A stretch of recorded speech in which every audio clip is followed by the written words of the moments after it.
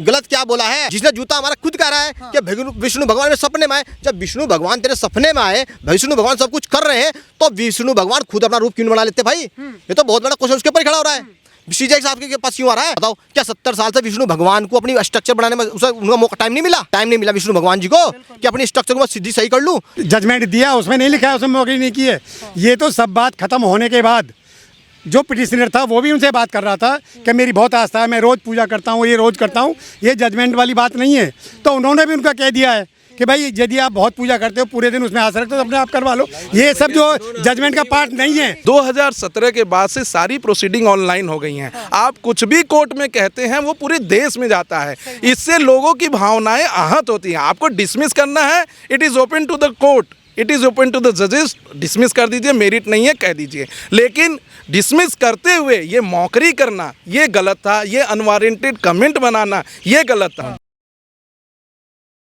जो petition dismiss हुई उसके लिए किसी का कुछ कहना ही नहीं है, लेकिन डिसमिस करने के बाद जो ये कमेंट किया गया कि जाके अपने भगवान से कहो कि वो मूर्ति बना दे, ये कमेंट गलत था। ये अनवारंटेड कमेंट था। जब आप कॉन्स्टिट्यूशनल पोस्ट पे बैठे हैं तो कॉन्स्टिट्यूशन की शपथ लेते हैं। कॉन्स्टिट्यूशन में राइट टू इक्वलिटी कहता है, और राइट टू इक्वलिटी में ये बात कही गई है कि जब आप ऐसे पोस्ट पे बैठे हैं तो जात, धर्म, पंथ, लिंग सबका भेद नहीं करेंगे। आपके पास जो जाएगा उसके लिए आप एक निगाह से देखेंगे और एक चीज़ करेंगे। दूसरी चीज़ कि इस जजमेंट के पहले जमीर अहमद वर्सेस डीडीए का एक केस दिल्ली हाई कोर्ट में फाइल हुआ था, जिसकी रीट पिटीशन सिविल नंबर है 1864 ऑफ 2024। उसको दिल्ली हाई कोर्ट ने डिसमिस कर दिया गया था। आसिक दरगाह एक मेहरौली में है, उसको प्रोटेक्ट करने की बात कही गई, दिल्ली हाई कोर्ट ने डिसमिस कर दिया। वो केस अपील में आया सुप्रीम कोर्ट। सुप्रीम कोर्ट ने 19 अगस्त के दिन उस दरगाह को प्रोटेक्ट किया। 2025 19 अगस्त की 1-1.5 महीने पहले प्रोटेक्ट किया,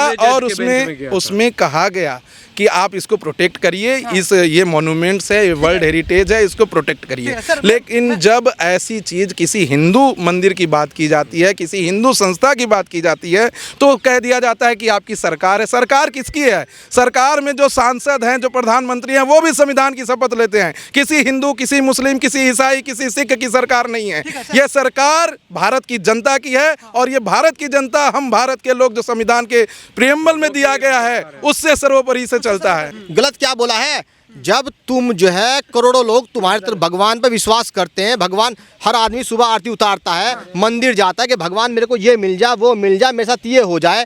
जब भगवान ही देश के अंदर सब कुछ कर रहा है, और भगवान विष्णु भगवान के सपने में आए, वो कह रहा है कि मेरे सपने में आए, वो तो खुद कह रहा ना। जिसने जूता हमारा खुद कह रहा है कि विष्णु भगवान मेरे सपने में आए। जब विष्णु भगवान तेरे सपने में आए, विष्णु भगवान सब कुछ कर रहे हैं, तो विष्णु भगवान खुद अपना रूप क्यों बना लेते भाई? ये तो बहुत बड़ा क्वेश्चन उसके ऊपर खड़ा हो रहा है।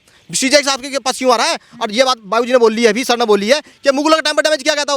तो मुगलों के साथ बाद से डैमेज करने के बाद में आज देश को आजाद कितने साल हो गए बताओ? मोर देन 70 ईयर्स हो गए हैं। तो 70 साल तो तुम कहाँ थे बताओ? क्या 70 साल से विष्णु भगवान को अपनी स्ट्रक्चर बनाने में उनका मौका टाइम नहीं मिला? टाइम नहीं मिला विष्णु भगवान जी को कि अपनी स्ट्रक्चर को सीधी सही कर लूं? लेकिन 70 साल बाद तुम्हारे आज। इनके सवालों का मैं ये जवाब देता हूं कि जो जज साहब ने कहा वो गलत क्यों कहा। जस्टिस पीएन भगवती, जो पीआईएल के जनक माने जाते हैं, उनका कहना था state of MP versus Nandlal के केस में कि कोई भी संवैधानिक पोस्ट पर जब कोई जज बैठा है तो वहाँ से कोई भी अनवारंटेड कमेंट नहीं करना चाहिए। केस को सुनना चाहिए, केस को मेरिट पर या डिमेरिट पर डिसाइड करना चाहिए। अगर मेरिट पर केस है तो उसको अलाउ करना चाहिए, डिमेरिट पे है तो इसको डिसमिस करना चाहिए। लेकिन किसी भी जज को ऐसी जगह पर बैठकर अनवारंटेड कमेंट को नहीं करना चाहिए। 2017 के बाद से सारी प्रोसीडिंग ऑनलाइन हो गई हैं। आप कुछ भी कोर्ट में कहते हैं वो पूरे देश में जाता है। इससे लोगों की भावनाएं आहत होती हैं। आपको डिसमिस करना है, it is open to the court, it is open to the जजेस। डिसमिस कर दीजिए, मेरिट नहीं है कह दीजिए, लेकिन डिसमिस करते हुए ये मौकरी करना ये गलत था। ये अनवारंटेड कमेंट बनाना ये गलत था। जो कल हुआ उसकी मैं कड़ी निंदा करता हूँ, लेकिन जो इस देश का मेजॉरिटी है, जो इस देश का हिंदू समाज है, कहीं ना कहीं इस देश के सांसदों के द्वारा, विधानसभा के जो सदस्य हैं उनके द्वारा, कोर्ट के मेंबर के द्वारा, वकीलों के द्वारा freedom of speech and expression के नाम पर गलत होता है। कभी कोई सांसद होता है वो रामायण की प्रतिलिपि फाड़ उतारता रहता है। कभी कोई स्टेट ऑफ एमपी में अभी बीजेपी की सरकार है, वहाँ पे कहा जा रहा है कि भगवान राम कास्टिस्ट थे, और कहीं ऐसे बयान दिए जाते हैं संसद में खड़े होकर कि इस देश की माइनॉरिटी खतरे में है। कहाँ से माइनॉरिटी? जब आप संविधान पढ़ेंगे तो माइनॉरिटी का जो डिफिनीशन है वो यह कहता है कि 1% से ज़्यादा अगर कोई है पूरे देश की पॉपुलेशन का, वो माइनॉरिटी नहीं है। आज मुस्लिम 15 करोड़ से ज़्यादा इस देश में है, कैसे वो माइनॉरिटी हैं? दूसरी चीज़ कि आप हमेशा मुस्लिम को माइनॉरिटी क्यों कह रहे हैं? माइनॉरिटी हैं तो बुद्धिस्ट हैं, जैनिस्ट हैं, और जो क्रिश्चियन हैं वो माइनॉरिटी हैं। आप मुस्लिम को क्यों माइनॉरिटी कह रहे हैं? सिर्फ 10 से 20 हज़ार ऐसे मुस्लिम हैं जो देश के खिलाफ हैं और लोगों की भावनाओं के साथ खेल रहे हैं। बाकी सारे मुस्लिम आज अगर देश में ज़रूरत पड़ जाए तो वो देश के साथ खड़े रहेंगे, और ये मेरा नहीं पूरे देश का मानना है। जजमेंट दिया उसमें नहीं लिखा है उसमें मौखरी नहीं की है।